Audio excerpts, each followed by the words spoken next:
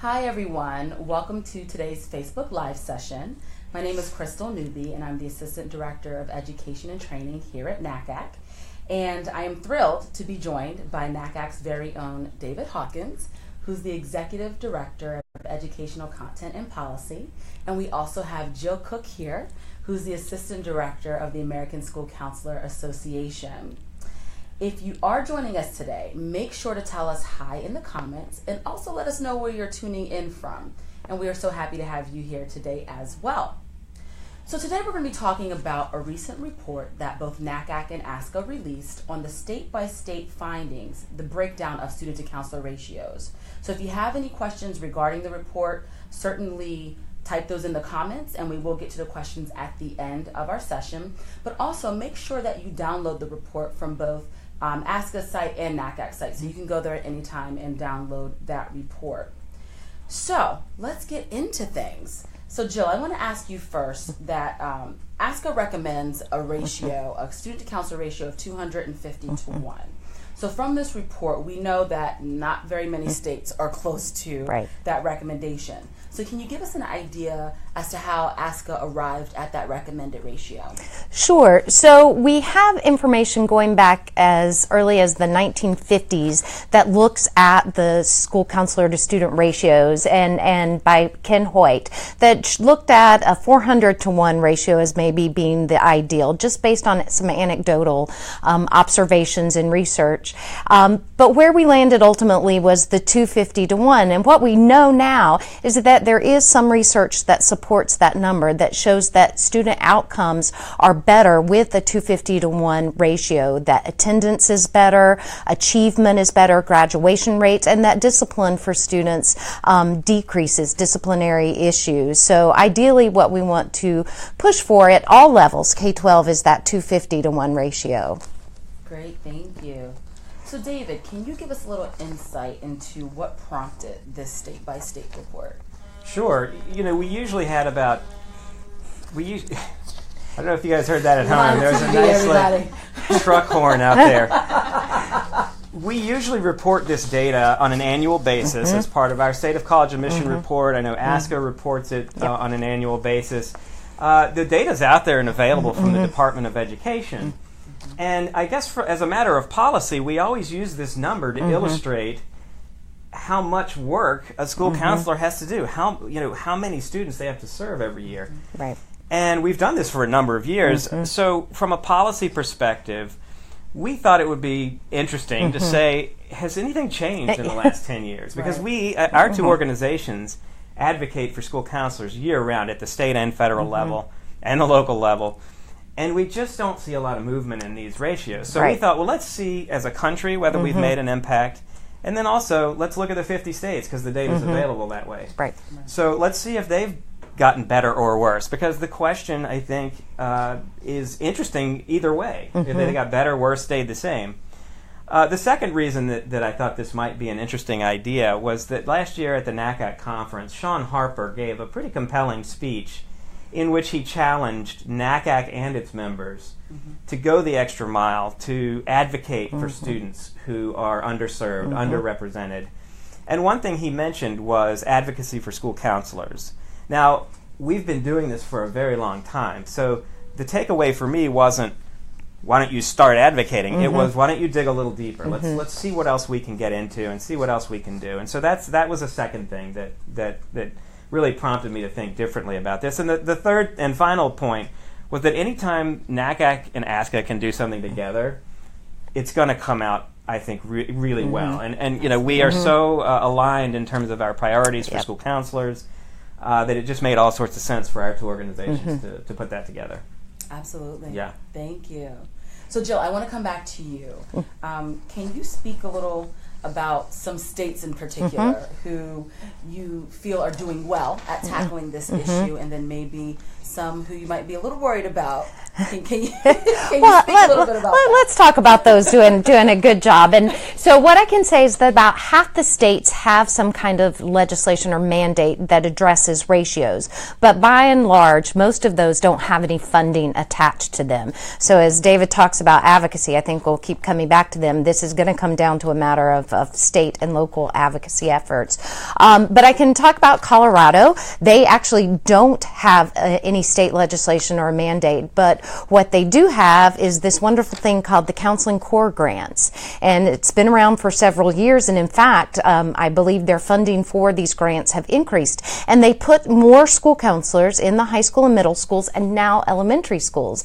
And what they're finding, they did essentially a return on investment report that showed that by having these additional school counselors in the buildings working with students, that it has saved the state $300 million around increased graduation rates, fewer students dropping out, students going on to post-secondary opportunities, and that's the bigger picture that's sometimes difficult for individuals to see, that we're talking about a big picture scope in terms of student success. North Carolina, while don't have a specific ratio mandate as well, but one of the things they did that was interesting is in their State Board of Education policy have it written that school counselors should spend 80% of their time in direct and indirect services to students, and that's a percentage that ASCA recommends. And they also were able to take away that school counselors are in charge of testing, which, as many of us know, can be a real time suck for school counselors and prevents them from doing some of that work, that comprehensive work that directly impacts students. So that was another way to sort of get at that issue. So Colorado, North Carolina, you're doing great. Well, and this is actually a good way to sort of think about the report and how it. Here's a version of the report that's in print. It's an interesting way to look at the way that states differ based on the ratios over the last 10 years. Colorado, New Jersey, Tennessee, California, and the District of Columbia are among the states that we found had a pretty significant decline in the ratio, which means that counselors served fewer students over time, which was a positive move. On the other side, you have a couple ways you can look at the ratios. Number one is for instance, states like Arizona had the highest ratio in the country, 924 students per counselor. I mean, if you can imagine 900 and some students, and that's an average, folks. That means that there are some schools with a lot more than that, other schools that have less than that. And Arizona had a 20% increase in their ratio over 10 years. So that means not only are they at the bottom of the list in terms of the ratio, it got worse over 10 years. Michigan and Minnesota both have ratios of over 700 to 1. So you can look at the ratio. We also looked at the percent change. And one of the things that we're aware that we probably would want to answer with this report was that the two variables that go into it are the number of students and the number of counselors. So one of the things you'll find in the report is the percent change in both of those numbers. It provides a little bit of explanatory power that you could say, well, the ratio went up because either they hired fewer counselors or the students went up a lot more or something like that. And then finally, we looked at states like Louisiana, New York, and Idaho that had significant increases in their ratio, percent increases in their ratio, which means even if the ratio itself wasn't really, really high, the situation did get worse over the last 10 years. And can I jump in and just speak to, I was thinking about California, and when you look at their information, it's one of the states that has some dips and peaks and valleys and things. And we know that several years ago when Governor Schwarzenegger was in office, he actually had legislation that provided funding for middle school counselors. And we started to see after several years those numbers drop. But then what happened in that state is they had budget issues, is that school counselors, particularly at the elementary school level, were eliminated. In fact, in California, there were some districts that eliminated school counselors entirely, and that's when California's number jumped well over 1,000. But the state as a whole has found that having school counselors working with students has value and have reinvested in those positions. And so I think as a state, it's encouraging to see those ratio numbers continue to decline. Absolutely. Thank you for sharing that. So David, now that we have all of this information, all of this data, why does it matter? Why does it matter indeed? I mean, that's sort of what we do, isn't it, Jill? Yep. These ratios, like I said, are an indicator. I think one of the most important things to get out is that policymakers particularly, and you can include people like the media, and you can even include parents and families, oftentimes don't have a really strong perception of what a school counselor does. I'll just give you a little anecdote. When I was, this was about 5 or 6 years ago, I was at a conference of state legislators, and I had the good fortune to have a little roundtable discussion with a bunch of education committee members from various states, and I was there to talk about school counselors and the role in improving college access. So I started talking about how research this, and we had, this is what you need to do, and this is time on task, and all of these things that we tend to talk about. And this one legislator raised her hand. She was the chair of a Midwestern state's education committee, Senate Education Committee, and she said, "What do counselors do anyway?" And I thought, good grief, did I misread that audience? So it dawned on me that, again, it's a very basic lesson, but you really do have to tell the story over and over again. So this data gives us one element of the story. As I said earlier, you get a sense of what kind of caseload school counselors have. And I don't know that many of us can imagine what it's like to have 900 kids that you're responsible for. I have 2 at home, and I love them dearly. I don't know how I could deal with 898 more of them. And then there's sort of the overall policy question. Again, one of the reasons we even did this report was to say, well, all of these years of lobbying and all these years of trying to get our story out there, did it change anything? And in some states, in fact, it did. I think that we were very encouraged by that. But in other states and then nationally, we really haven't moved the needle, so to speak. So I would really like for this to be the starting point of a much longer conversation and a much deeper one, because I think we are going to go into this data and look more even at the district level and start putting stuff out about that so that people can kind of get a sense of where the trouble spots are. And what you said, I think, bears repeating, that we can't take for granted that people know what school counselors do, and that is a story we have to keep repeating. It's not the guidance counselor of old who works with a few students going to college or a few students who might be in trouble. And we have to tell the story about today's school counselors work with all students around academic development, career development, social emotional development, working with them from K-12 about their post-secondary plans and opportunities. Because folks like that legislator you were speaking to, people who are not in the field or not in education, don't always know that. We need to continue to tell our story as part of our advocacy efforts. I find myself often having to explain what school counselors do as well to peers and colleagues who don't understand, who don't get the big picture. So like you said, getting that narrative out there is important for sure. So we have one more question here, but also make sure that you all have questions coming in too. So we'll get to your questions in a moment. But Jill, I want to start with you.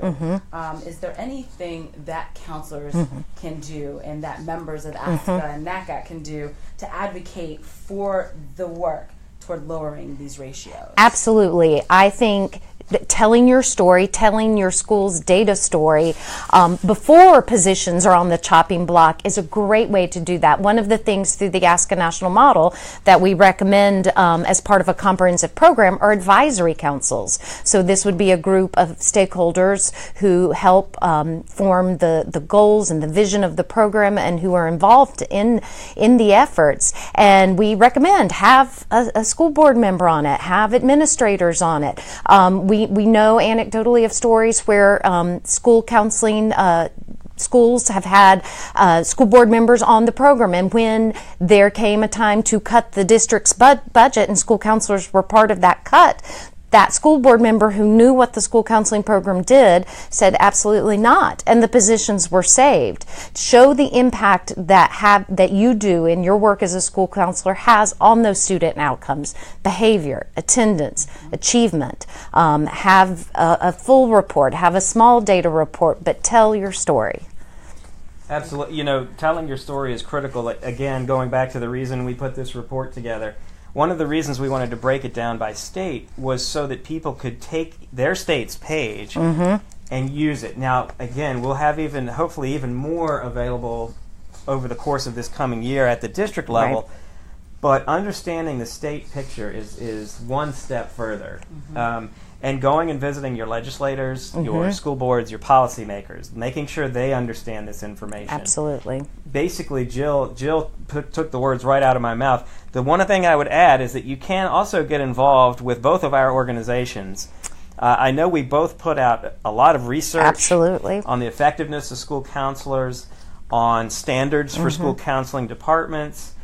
There's just a lot there that if you do get engaged in the policy discussion, you want to be able to tell your story. What you know in your day-to-day job is the most important thing you can confer to policymakers. Information like this is also helpful, and then models and research to back up what you're saying is helpful. So our organizations can be helpful, and I assume you just go to either one of our websites, you'll be able to find our research and resources on that. Absolutely. Yeah. Anything else you'd like to add before we get into our questions? No. Okay. So this is actually almost a follow-up to what we were just talking about ways people can be advocates. So this question is from Ross. And I think Ross is in Ohio. I think I know this name. But Ross's question is, what can admission counselors do on the college side to support or further the conversation around student-to-counselor ratios? Would you like me to start? Or would you like to this start? Seems like it was meant for you. Well, certainly the admission officer can play a really big role in this conversation. For one reason or another, and I think they're all good reasons, schools and parents listen to admission officers. When admission officers say, when they speak, the old E.F. Hutton commercial, that's going to date me, isn't it?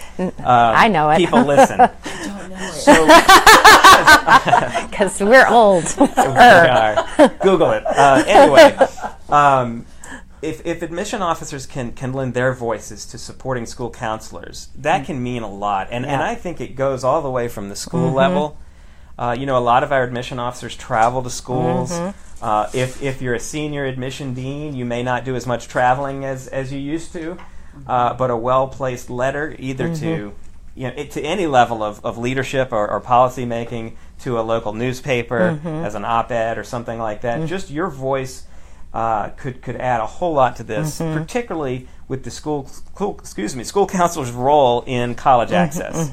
Because admission officers know better than anyone the relationship that's there and the role that the school counselor plays in making all of that magic happen. Absolutely. So that would be my initial contribution. Jill, what would you add? Well, it just brought to mind to me, as you talked about parents, when we talked about stakeholder groups and advocacy, to not forget that group when we talk about informing them about what school counselors do and what this position and these professionals bring to the students in the school. And certainly as they go through that whole college admissions process, as you said, I think that's an interesting point, that parents absolutely and families will listen to that entity, but then let's bring it back around to letting your parents know who are in your schools already, in the high school, middle school, elementary school levels. It's important that they're involved in that conversation as well.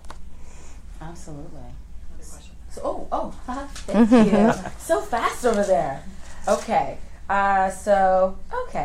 The question is, are there any existing data samples or templates that school counselors can reference to help organize their own data? So I'll start with that. So if you're familiar with the Ask a National model, it is full of beautiful templates to help with some of this data collection. The core curriculum results report, the small group results report, closing the gap results report. It helps you organize, and there are action plans for all of those as well. So it helps you organize as part of your comprehensive program, what you're going to look at, what kind of school data are you looking at to sort of set your goals and see where the needs of your school are. And particularly, we call it the big three: behavior, attendance, and achievement. But if on ASCA's website, there is a section in the National Model section that links right to all the templates, SMART goal planning, all the action plans, all the results reports that can help with this process. I would take this opportunity to plug an effort that NACAC and ASCA have been involved in we have created an umbrella organization called the Council of National School Counseling and College Access Organizations. Trips right off your tongue. Right off the tongue. I'm surprised I got it right the first time. I'm very impressed. So the website there is schoolcounselingcollegeaccess.org. Yes. We'll put that in the I'm on a roll today. I should play the lottery. We can put that website address out on Facebook later. But in addition to the model, which I'd say is your number one stop, that coalition has a whole bunch of organizations beyond just ASCA and NACAC, and we have a place where you can go and look for resources like that. So absolutely, that might be one extra place to go. Great. Thanks for your question, Kelly. So our next question comes from Brett, and the question is, if 21% of the time is dedicated to college planning, how can independent educational consultants encourage and support local school counselors with college and career planning? I don't know who wants to. I can start if you'd like. Yeah, well, I think, and Jill, I'd be interested in your take on this. Over the years, school counselors have undergone a sort of environmental transformation. Absolutely. Because these ratios that are here in this lovely report have stagnated in a lot of places. The ability, the systemic ability of school counselors to keep up with the demands of college advising have been taxed quite a bit. And I know that over time, both community-based organizations and independent counselors have, in some ways, filled that demand outside the school. So I think to the question, working with school counselors is always a great idea. If we can make sure, because the school counselor has the entire view of the student, academic, social, emotional, all of this stuff, that if you're working with somebody on the outside, it can be a very important and productive connection to make. And I think you speak at a very important point, that it can't be done in silos or isolation from that school counseling program. If those outside organizations or agencies are coming into school not connecting with the school counseling department, that is a huge missed opportunity. If it's done in connection under that umbrella, that's when you'll see those successes and supports for kiddos. And yes, in school counselors there has been that shift, as we've talked about, and school counselors today, K-12, high school included, should work with all students in a school. They should impact all students, and that happens through classroom guidance, through small groups, and through that individual counseling and individual planning. And certainly you can't spend an hour every week with all students, and we know the college admission process is time-consuming and stressful for kiddos. So let's talk about how we leverage these resources that are available to schools and students. Absolutely. Thank you. So one of our questions actually comes from Twitter and is in regard to the changes with the ratios specifically for New York and New Jersey. And so our Stuart wanted to know if we had an idea of what may have occurred to have caused these swings, in the data. And, what would you recommend to maybe reverse this trend? And I think you kind of touched upon it a little bit earlier. Maybe we can re-emphasize. Sure. Would you like me to Yes, start? Okay. you go right ahead. So this is a good opportunity to address what the data tells us and what the data doesn't tell us. First, it is data that's supported by the states, that's reported to the U.S. Department of Education by the states. So we're simply regurgitating what the states sent up to Washington. And that is what individual schools and districts reported to their states. Right. So with any of these graphs, we have to note that there could be some data reporting anomalies, like we saw in, I think in Illinois, there were a couple of real big peaks that probably were not huge increases in the number of counselors or lack of counselors. Right. So that with that said, in a state though where you either generally have a prolonged decline or a prolonged increase, we probably can say that it's not an anomaly. It could still be an issue with the way in which people are classified within the school building. Right. But if it's a prolonged trend, you can almost bet that it's one of two things. You either, if the ratio gets worse, if it gets higher, there were either fewer counselors, more students, or both. And I guess that without knowing exactly what went on in the legislatures in New York and New Jersey, somewhere along the line there was an emphasis, a policy shift, whether it was because of budgets or in the case of states where the ratio actually declined, an attempt to get more counselors Right. in the schools. So that's really all we can surmise. But I think to address the point in full, I would probably say that this data begs questions. It prompts questions no matter what. So even if it's a state reporting issue, at least you have the question in front of you that you can ask. And one of the things I thought about, and correct me if you have information that's different, that what I know is that we don't have necessarily a shortage of trained and qualified individuals to fill school counseling positions. It is that there are not enough school counseling positions out there, unlike school psychologists or school social workers that actually have a personnel shortage, and some of their recruitment efforts are around attracting people to those fields. We have folks out there. We want more positions to employ them so we can address this. Right. Great. So we have another question. Is this our last question? I think this is our last question so far, so if you still have more, we still have a little bit of time. This one's from Dina. And so the question is there any research on workload analysis versus caseload ratio? If that makes sense. Is there anything the private industry can do to help lighten the counselor workload? So I'm feeling this is kind of still along the lines of maybe that independent counselor people from outside to really help there. So who would like to?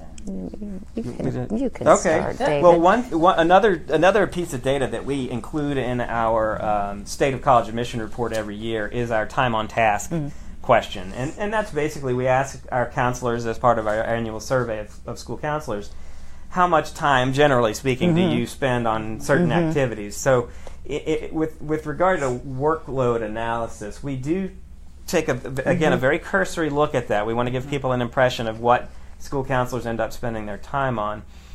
So we do have that data, and certainly, it's going to be stretched. You have only a certain amount of time to devote to the wide range of issues that school counselors could legitimately do, and then you want to add to that the things that we really don't think they ought to be doing at all. Right.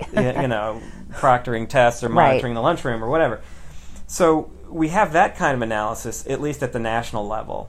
I think that one thing that's happened since I've been at NACAC, which has been almost 2 decades now, is that we have seen a bit of a shift professionally between the school counselor as only doing the one-on-one counseling to being almost someone who has to manage a system that includes technology, it includes support staff, it includes a whole. So it's kind of developed into its own entity within the school. That's exactly right. And I do think the introduction of the national model in 2003 helped contribute to this shift. Yeah, it's not sitting in your office waiting for a kiddo to come see you and that's all you do. It is school counselors, as we know, are integrally involved in the happenings of a school. And if you are working with all students in a comprehensive program, there is a lot of management, and you're in the classrooms with kiddos, you're meeting with teachers, you're part of that school improvement plan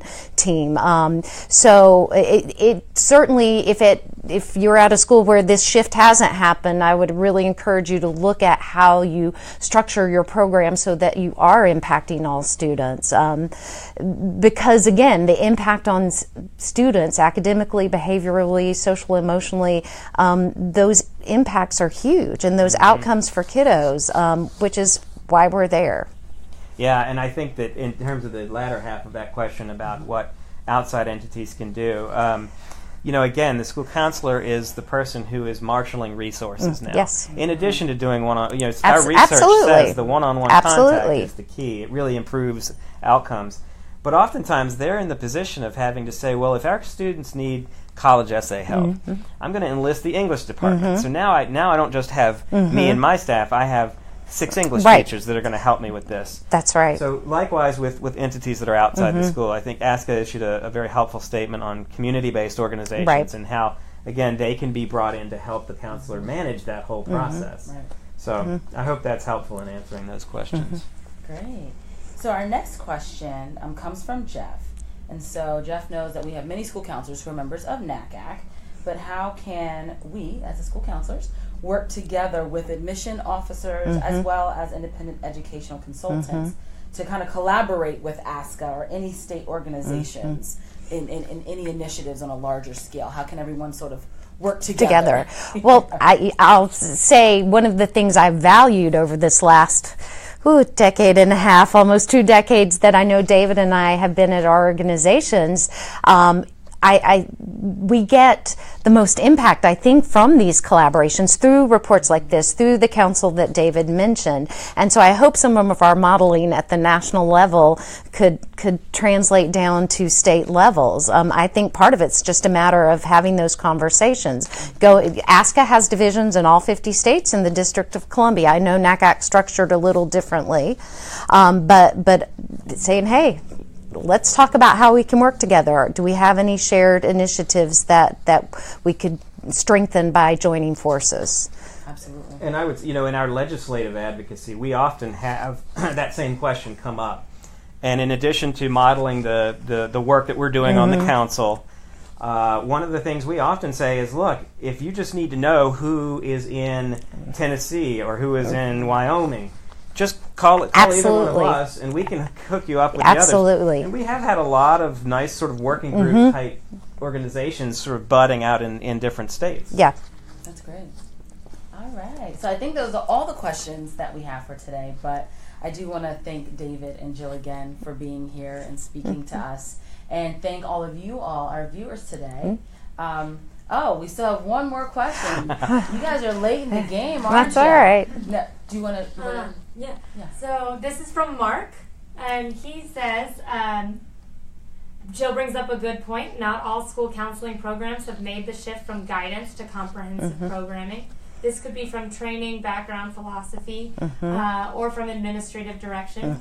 The ratios do not show which school counselors are not implementing comprehensive programs and do not work with all students. You're correct. How do we work with school administrators to be knowledgeable about the role of school counselors? That's a fantastic question. How do we work with administrators and decision makers about what school counselors should be doing? So I can speak for ASCA and some of the resources we have. We do have on our website a document called The Role of the School Counselor that talks about what school counselors should be doing. There's an executive summary of the ASCA National Model that looks at that comprehensive programming. We have a document we pulled out from the executive summary called Appropriate and Inappropriate Duties that addresses what school counselors should be spending their time on as opposed to what's not the best use of their time to implement this comprehensive program. And then there is a document pulled mainly from Norm Geisber's writings and research that looks at guidance counselor versus school counselor. So all of those are incredibly helpful documents that I would encourage you to utilize and share with your principals and with your school board, with your superintendent. And I'd say good point about ratios. I mean, they are just one data point. And they are, like I said earlier, they are an important piece of the whole puzzle. But you're right, it doesn't tell you everything. And I think from the NACAC perspective, going back to a question that got raised earlier, this is where admission officers could really help. I think the more an admission officer understands the role of the professional school counselor, the model that ASCA has, the whole, and I say professional, what I mean is school counselor rather than guidance counselor. Admission officers have a role here. If they can articulate to school leaders that this is what produces change and this is what we need from the higher ed side, that can help move the ball down the field. A lot. Tremendously. So we have another question. We have a question from Chris. So Jill, I'm going to ask you this question. Chris wants to know if ASCA works with all of its individual state associations towards getting into districts to bring awareness about the role and effectiveness of school counselors. So absolutely, we work and support our state associations. They are divisions of ASCA and provide those resources that I spoke of, make available to them. And as we mentioned right at the top, that some of this really, given that there's no federal funding that addresses ratio and most of this happens at the state and local level, I mean, I think the real power is through these state associations, so yes, join ASCA and NACAC, but your state associations, regional associations, is where a lot of this powerful change can take place in terms of that local advocacy and state advocacy. Many of our state associations do have lobbyists who work to push through, seek those changes at the state level. ASCA also has training that we make available to districts, to individual schools about implementing the ASCA national model. So if you have specific questions, absolutely, again, reach out to us. Happy to direct you to resources, but don't underestimate the power of your state associations. Great, thank you. Any other questions? This is your last chance. Going once. Yeah. Going twice. All right. So again, thank you all. Thank you for your questions. Again, thank you to Jill and David for sharing their insight today. Don't forget, you can download the report from either NACAC's website or ASCA's website. So we will also put a link. The link is in there already for you to access that information. So again, thank you for joining us, and we'll see you next time.